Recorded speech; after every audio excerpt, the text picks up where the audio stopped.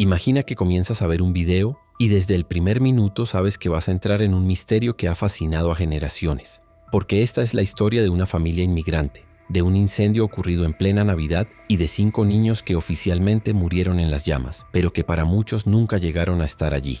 Un caso que mezcla dolor, esperanza y preguntas sin respuesta y que casi 80 años después sigue sin resolverse. Hoy vamos a adentrarnos en el enigma de los niños Sodder. Para entender este caso tenemos que empezar mucho antes del incendio. Tenemos que conocer a los protagonistas porque detrás de todo esto no hay solo un hecho trágico, sino la vida de una familia que soñaba con un futuro mejor.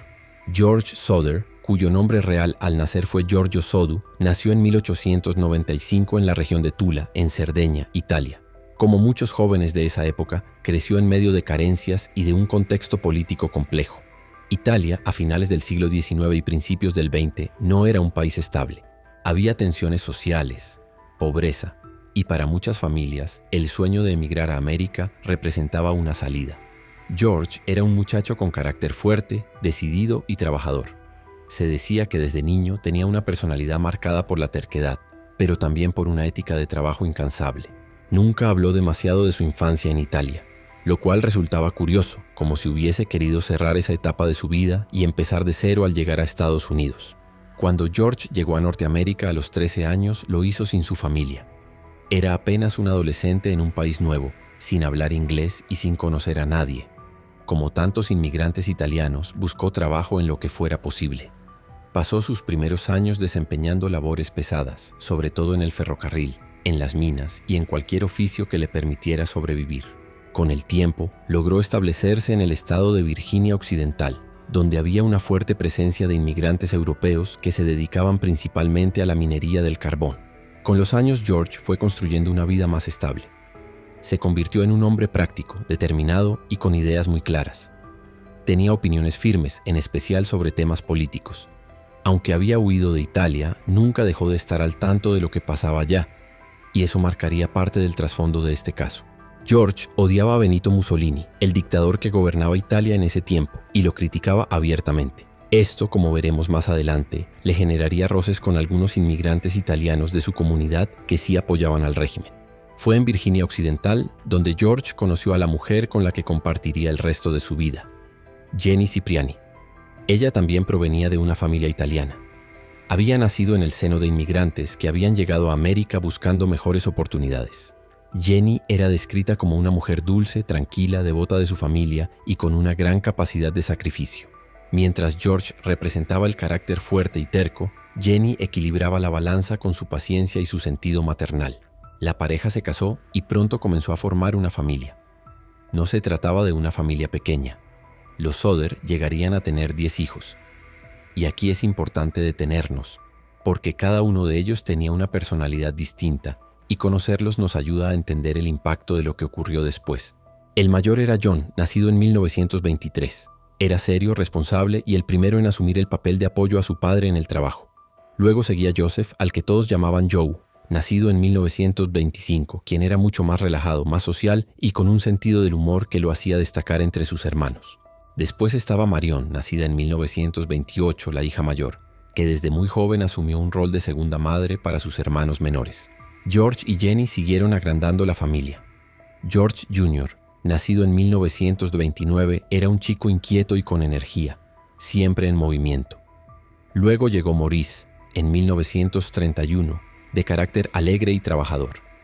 Marta, nacida en 1933, era la segunda hija mujer, descrita como reservada pero muy cercana a su madre. A medida que los años avanzaban, llegaron los más pequeños. Louis, en 1935, un niño vivaz y curioso. Jenny, en 1937, llamada así en honor a su madre, dulce y cariñosa. Betty, la benjamina, nacida en 1941, llena de vitalidad e inocencia. Y Silvia, la más pequeña de todas, nacida en 1943, que todavía era una bebé cuando ocurrió la tragedia. La familia Sodder no era rica, pero había logrado prosperar. George había establecido una empresa de transporte de carbón con camiones, lo cual le dio cierta estabilidad económica. Vivían en Fayetteville, un pequeño pueblo de Virginia Occidental, en una casa amplia de 2 pisos ubicada a las afueras del pueblo.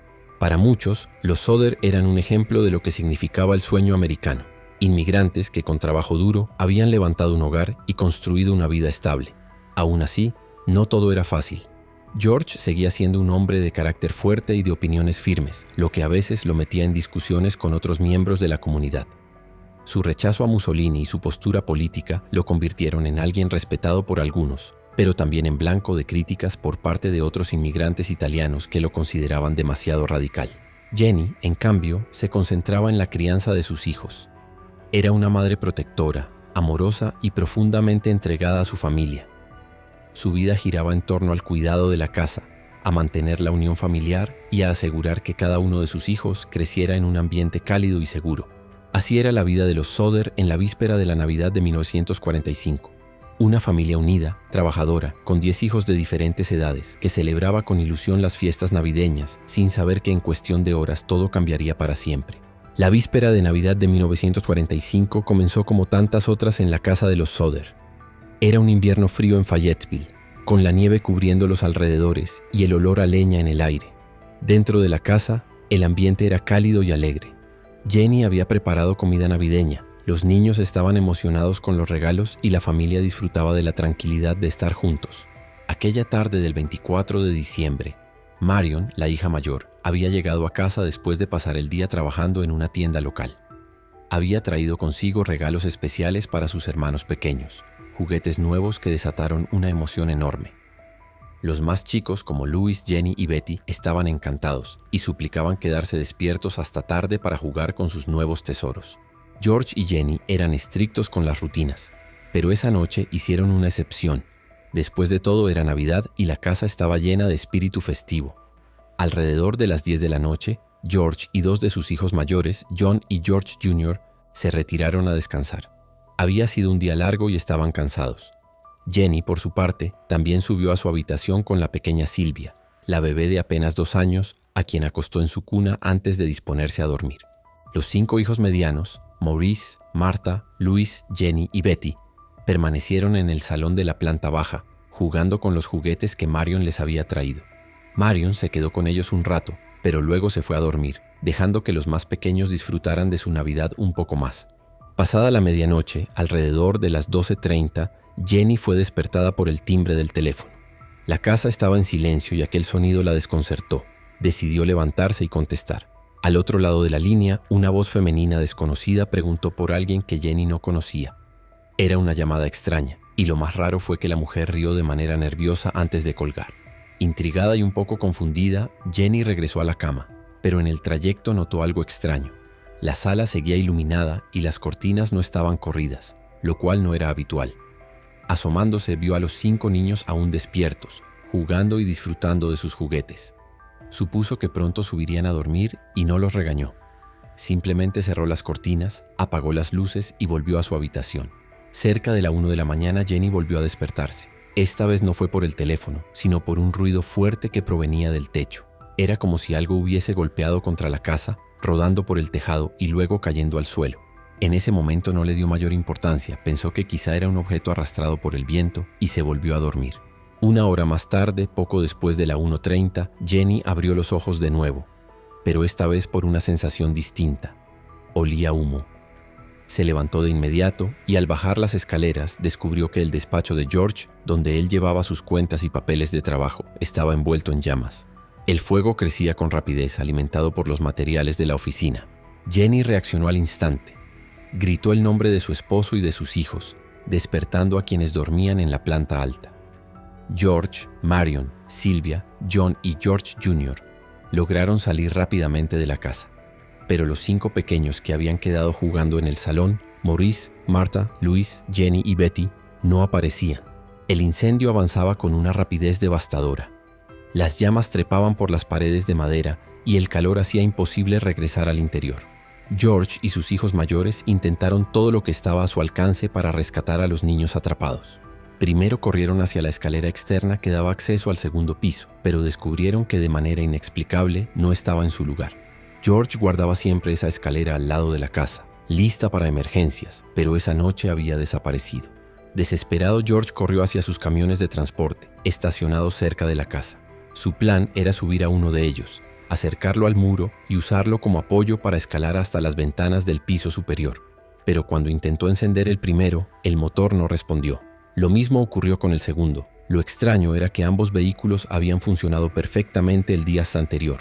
Mientras tanto, Marion corrió hacia la casa de un vecino para llamar a los bomberos, pero descubrió que el teléfono de la vivienda no funcionaba. Otros vecinos intentaron hacer la llamada desde sus propios hogares, pero la central telefónica no respondió de inmediato. La desesperación aumentaba. George y los muchachos mayores intentaron entonces tomar agua de un barril cercano para lanzarla contra las llamas, pero el frío invernal había congelado el contenido. Todo parecía conspirar contra ellos. En cuestión de minutos la casa quedó completamente consumida por el fuego. Los sobrevivientes se quedaron afuera, en la nieve, viendo cómo el hogar que habían construido durante tantos años desaparecía ante sus ojos. Jenny abrazaba a Sylvia, que lloraba desconsolada. Marion intentaba consolarla, mientras George se encontraba paralizado por la impotencia. Cuando por fin al amanecer llegaron los bomberos voluntarios de Fayetteville, la casa ya era un montón de cenizas humeantes. Apenas quedaban restos de la estructura. Los Soder buscaban desesperados señales de sus 5 hijos, pero nada parecía estar allí. Ese amanecer del 25 de diciembre de 1945 marcaría el inicio del misterio que se arrastraría durante décadas. Cuando el reloj marcaba alrededor de las 8 de la mañana, los bomberos voluntarios de Fayetteville llegaron al lugar. Habían pasado más de 6 horas desde que comenzó el incendio, y lo único que quedaba de la casa de los Soder eran ruinas humeantes. Los muros de madera se habían desplomado, los techos habían caído y todo lo que alguna vez fue el hogar de la familia se había convertido en cenizas. El jefe del cuerpo de bomberos era F.J. Morris, un hombre conocido en el pueblo. Los vecinos también se habían reunido en torno a la escena, curiosos y conmovidos. La tragedia había golpeado a una de las familias más reconocidas de la comunidad y todos se preguntaban qué había pasado con los 5 niños que no habían salido de la casa. George y Jenny esperaban con angustia que los bomberos encontraran los restos de sus hijos entre las ruinas.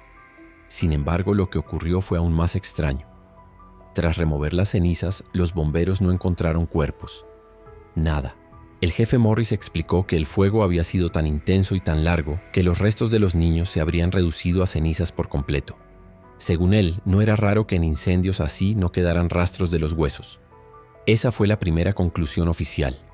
Los 5 pequeños habían muerto en el fuego y sus cuerpos se habían desintegrado. Pero George y Jenny no aceptaron esa versión. Sabían que algo no cuadraba. Jenny, en especial, comenzó a preguntarse si era posible que un incendio pudiera consumir completamente los restos humanos sin dejar ni siquiera fragmentos de hueso. Ella era una mujer práctica y curiosa, y no tardó en comenzar a investigar por su cuenta. Lo que descubrió fue sorprendente. Hablaba con funerarias, con especialistas en cremación, y todos coincidían en lo mismo. Para que un cuerpo se redujera a cenizas, se necesitaban temperaturas extremadamente altas y varias horas de combustión continua, mucho más de lo que se había dado en la casa.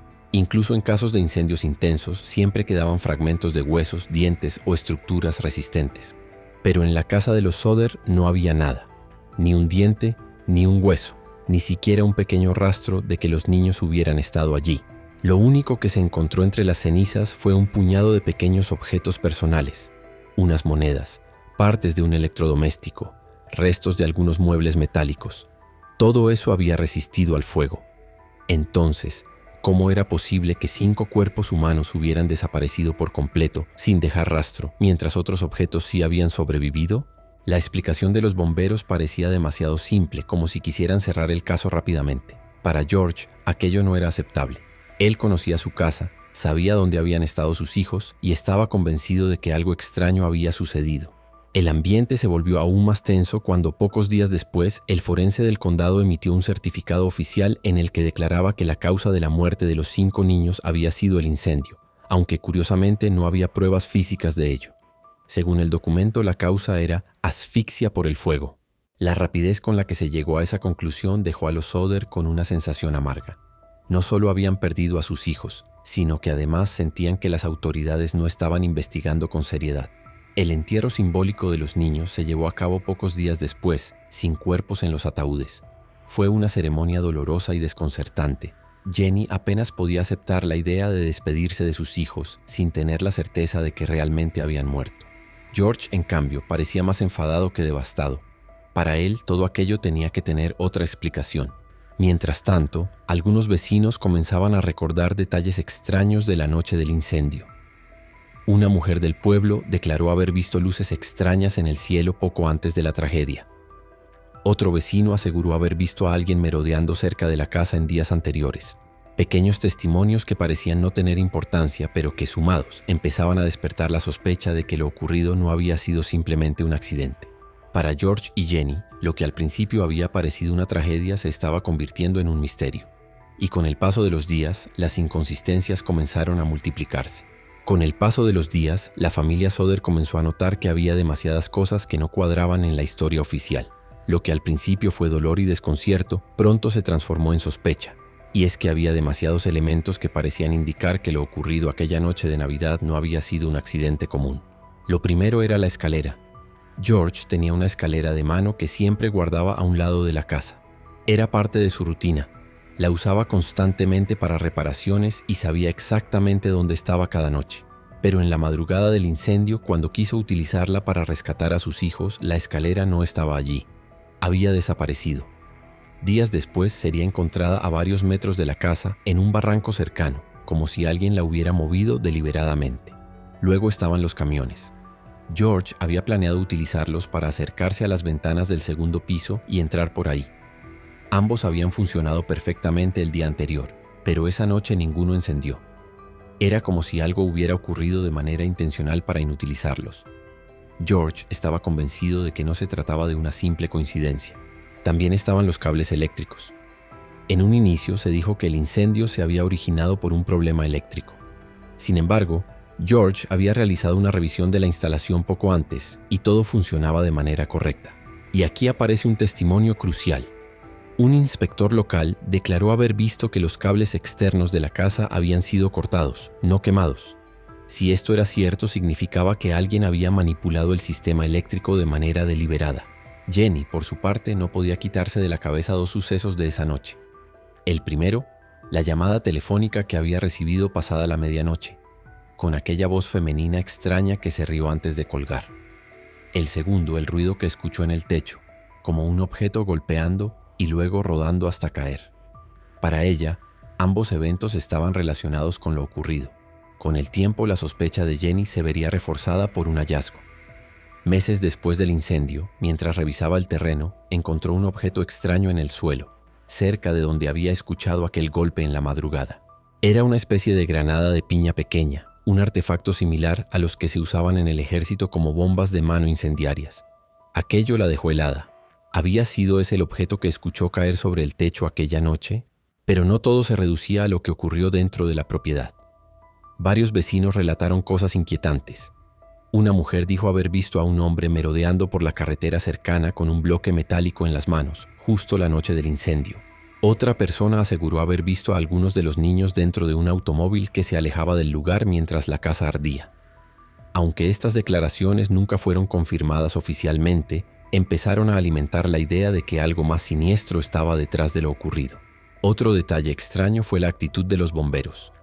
Fayetteville contaba con un pequeño equipo voluntario, y todos sabían que no eran muy rápidos en sus respuestas, pero aquella madrugada tardaron más de 6 horas en llegar.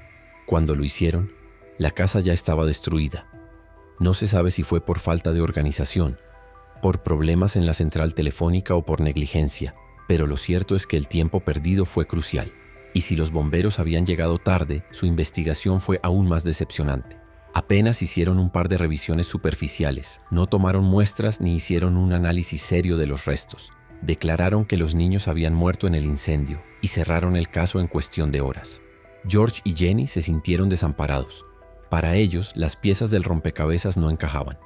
El hecho de que no hubiera restos de sus hijos, la escalera desaparecida, los camiones que no funcionaban, los cables cortados, la llamada extraña, el objeto hallado en el terreno, los testimonios de vecinos, la tardanza de los bomberos, todo apuntaba a que había algo más que un simple accidente. Y cuanto más hablaban con la gente del pueblo, más señales inquietantes aparecían. Se decía que días antes del incendio, un vendedor de seguros había pasado por la casa de los Soder. Aparentemente, tras discutir con George, lo había amenazado diciendo que sus hijos pagarían por las opiniones que él tenía sobre Mussolini. ¿Podía eso estar conectado con lo que había pasado? Para los Soder la conclusión era clara. El incendio no había sido un accidente. Algo había ocurrido esa noche y sus hijos no habían muerto en las llamas. Lo que no sabían aún era que esta convicción los llevaría a iniciar una lucha de décadas contra las autoridades y contra el olvido en busca de la verdad. El paso de las semanas no trajo calma a la familia Soder. Al contrario, la sensación de que las autoridades habían querido cerrar el caso demasiado rápido solo aumentaba el dolor de George y Jenny. Ellos no podían aceptar la idea de que 5 de sus hijos hubieran desaparecido sin dejar rastro. Para ellos, lo que había ocurrido no era un accidente y estaban dispuestos a demostrarlo. El primer paso fue comenzar a recolectar testimonios. George hablaba con vecinos, trabajadores del pueblo, conocidos y desconocidos. Y poco a poco fueron apareciendo historias que reforzaban sus sospechas. Una de las primeras en llegar fue la de una mujer que aseguró haber visto a los niños Soder dentro de un automóvil la noche del incendio, mientras la casa ardía. El auto iba en dirección a Charleston, una ciudad cercana. Aunque nunca se pudo comprobar, esa declaración fue la chispa que hizo que George y Jenny se convencieran de que sus hijos habían sido sacados de la casa antes de que el fuego los alcanzara. Luego apareció otro testimonio, esta vez de una mujer que trabajaba en un hotel en Charleston. Ella dijo haber visto a 4 de los niños acompañados por 2 adultos italianos, poco después del incendio. Según su versión, los acompañantes eran hombres y mujeres de aspecto serio, que no dejaban que los pequeños hablaran con nadie. La empleada recordaba que los niños se parecían mucho a los Soder, especialmente a Maurice y a Marta. No fue el único caso. En diferentes momentos, gente de otros estados aseguró haber visto a los niños. Un testigo afirmó haberlos reconocido en una estación de tren, otro en un restaurante. Incluso hubo quien dijo haberlos visto en Florida. Estas historias se multiplicaban, pero ninguna pudo ser confirmada del todo. George, decidido a llegar al fondo, contrató a investigadores privados. Uno de ellos fue C.C. Tinsley, quien rápidamente descubrió información que las autoridades parecían haber ignorado. Tinsley habló con un empleado de la funeraria local, quien reveló un detalle inquietante. El jefe de bomberos, F. J. Morris, le había confesado que había encontrado un corazón en las cenizas de la casa. Supuestamente lo había puesto en una caja metálica y enterrado en secreto. Cuando Tinsley le contó esto a George, no dudaron en pedir que se exhumara la caja. Cuando lo hicieron, descubrieron que no era un corazón humano, sino un hígado de res, sin señales de haber estado expuesto al fuego. El descubrimiento era escalofriante. No solo reforzaba la idea de que los niños no estaban allí, sino que también sugería que alguien había intentado engañar a los Soder y darles una especie de prueba falsa para cerrar el caso. Jenny, mientras tanto, seguía investigando por su cuenta. Pasaba horas leyendo sobre incendios, consultando expertos en cremación y preguntando a cualquier persona con experiencia en el tema. Todos le repetían lo mismo.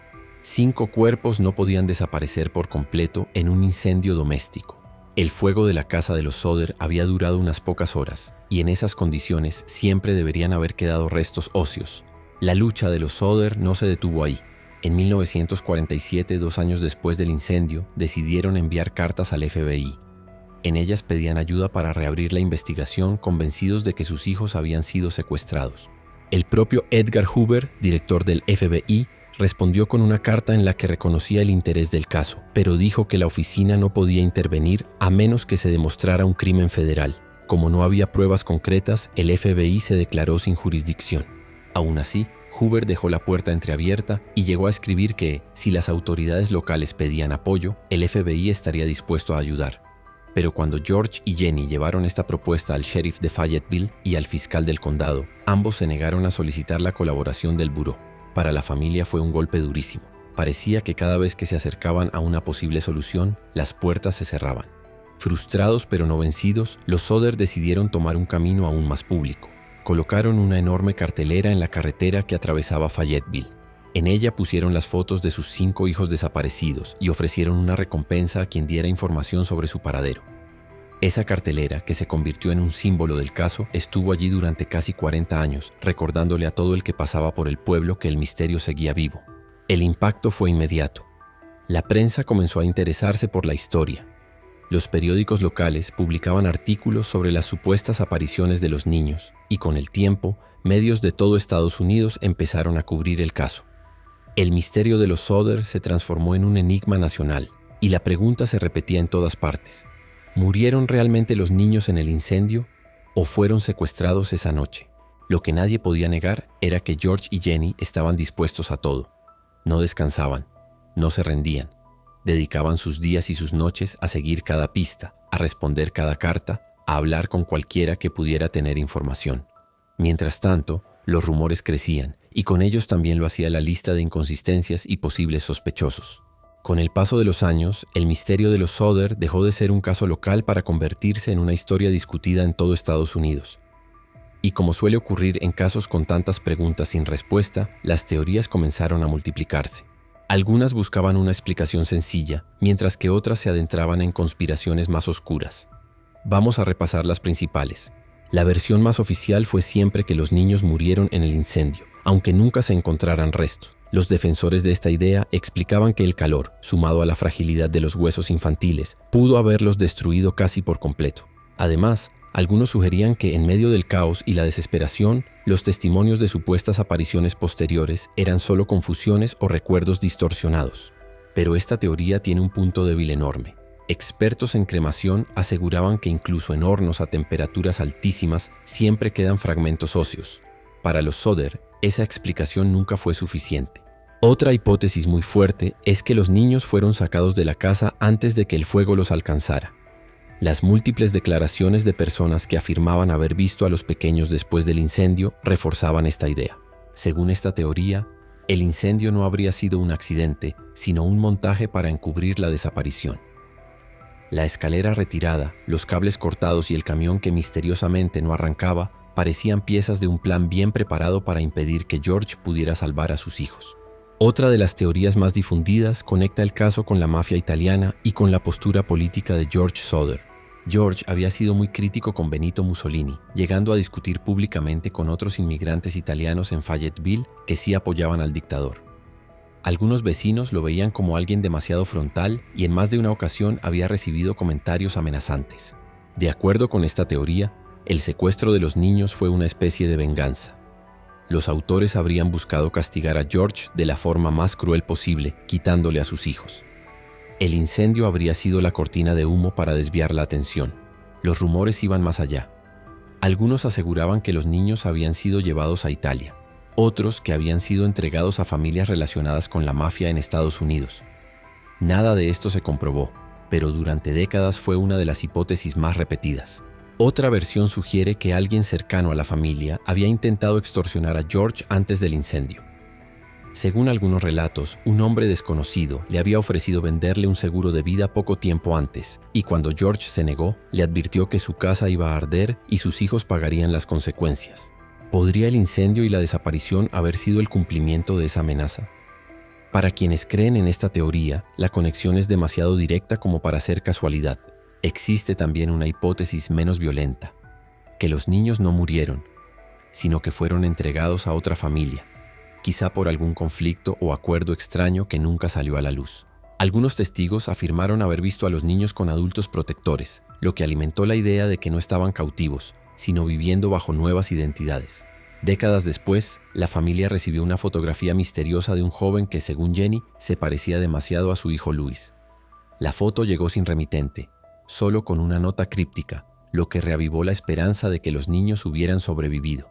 Por último, muchos señalan la actitud de las autoridades locales como una pista en sí misma. Desde la negativa del sheriff a pedir ayuda al FBI hasta el hecho de que el jefe de bomberos ocultara un supuesto corazón en una caja, parecía que alguien quería cerrar el caso lo más rápido posible. Esto dio pie a la teoría de que las autoridades sabían más de lo que admitían o que estaban involucradas de alguna manera en el encubrimiento, tal vez por corrupción, tal vez por miedo a represalias, pero siempre dejando la sensación de que la verdad fue silenciada desde el inicio. Cada una de estas teorías tiene puntos fuertes y débiles, pero lo cierto es que, con el paso del tiempo, ninguna logró resolverse por completo.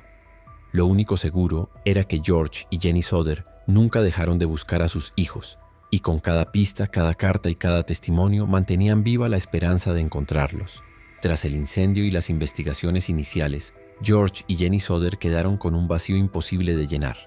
Habían perdido su hogar, y en su corazón sentían que también habían perdido a 5 de sus hijos, aunque nunca aceptaron la versión oficial de que habían muerto en el incendio. Para ellos siempre hubo una posibilidad de que siguieran vivos, en algún lugar. En 1949, casi 4 años después de la tragedia, George convenció a las autoridades de realizar una excavación en los restos de la casa. Fue entonces cuando encontraron algo extraño, pequeños fragmentos de hueso humano. Un especialista los analizó y concluyó que pertenecían a una persona de entre 14 y 17 años. Sin embargo, ninguno de los niños desaparecidos tenía esa edad, y además los fragmentos no mostraban signos de haber estado expuestos al fuego. La conclusión fue que probablemente los huesos habían sido colocados allí de manera accidental, mezclados con tierra durante la construcción del sótano. Este hallazgo, lejos de aclarar el misterio, lo hizo aún más enigmático. Con los años, George y Jenny nunca dejaron de seguir pistas. Cada carta, cada llamada anónima, cada rumor de alguien que aseguraba haber visto a los niños era investigado a fondo. Se gastaron miles de dólares en detectives privados y en viajes, pero nunca obtuvieron pruebas concluyentes. Lo que sí hicieron fue convertir su dolor en un símbolo visible. En 1950 levantaron un enorme cartel junto a la autopista cercana a su casa reconstruida. El letrero mostraba las fotografías de sus 5 hijos desaparecidos y ofrecía una recompensa a quien pudiera dar información sobre ellos. Durante casi 40 años, ese cartel se mantuvo allí, recordando a todo el que pasaba por la carretera que el caso seguía abierto, al menos en el corazón de los Sodder. El cartel se convirtió en una especie de emblema del misterio, visitado por periodistas, curiosos e investigadores independientes. Generaba todo tipo de especulaciones y mantenía vivo el interés público. Jenny Sodder, en particular, vivió el resto de su vida aferrada a la esperanza. Durante décadas se negó a cambiar su ropa de luto. Vestía siempre de negro como símbolo de duelo y se negaba a aceptar que sus hijos estaban muertos. Guardaba la misteriosa fotografía que había llegado en los años 70, en la que se veía a un joven parecido a Luis, y la observaba una y otra vez convencida de que era la prueba de que al menos uno de sus hijos había sobrevivido. George, por su parte, mantuvo la búsqueda hasta su último día. Murió en 1969 sin obtener respuestas. Jenny lo sobrevivió y siguió con la investigación hasta su muerte en 1989. Tras la partida de ambos, sus hijos sobrevivientes heredaron la misión. Aunque con menos intensidad que sus padres, continuaron recopilando testimonios, compartiendo la historia y tratando de mantener viva la memoria del caso. Pero con el paso de los años, las pistas se fueron enfriando y la posibilidad de obtener una respuesta clara se fue desvaneciendo. Hoy en día, el caso de los Sodder sigue siendo uno de los misterios más perturbadores de la historia estadounidense. ¿Murieron realmente los niños en el incendio y simplemente nunca se hallaron restos? ¿Fueron secuestrados por la mafia o por alguien con cuentas pendientes con George? ¿O fueron llevados a otra vida bajo nuevas identidades? Nadie lo sabe con certeza. Lo que sí es seguro es que la historia de George y Jenny Sodder es la historia de una familia que se negó a aceptar lo evidente, que luchó contra el olvido y que convirtió su tragedia en una búsqueda interminable. El caso quedó grabado como un recordatorio de que a veces, incluso en medio de la mayor de las tragedias, el misterio puede ser aún más insoportable que la pérdida. Y así, con más preguntas que respuestas, llegamos al final de la historia de los niños Sodder. Un caso que ha inspirado libros, investigaciones y documentales y que sigue generando debate hasta hoy. Y así termina el enigma de los niños Sodder. Un caso que, a pesar de haber ocurrido hace más de 70 años, sigue sin resolverse y continúa generando debate en todo el mundo. ¿Qué crees que pasó realmente esa noche de Navidad? ¿Los niños murieron en el incendio y simplemente nunca se encontraron sus restos? ¿O fueron secuestrados y obligados a vivir una vida completamente distinta lejos de su familia?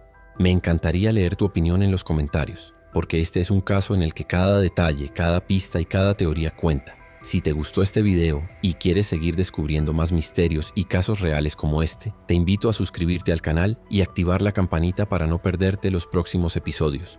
Aquí mismo en el canal encontrarás más historias igual de impactantes que estoy seguro te van a atrapar. Gracias por acompañarme hasta el final de este video. Nos vemos muy pronto con otro caso que te pondrá a pensar.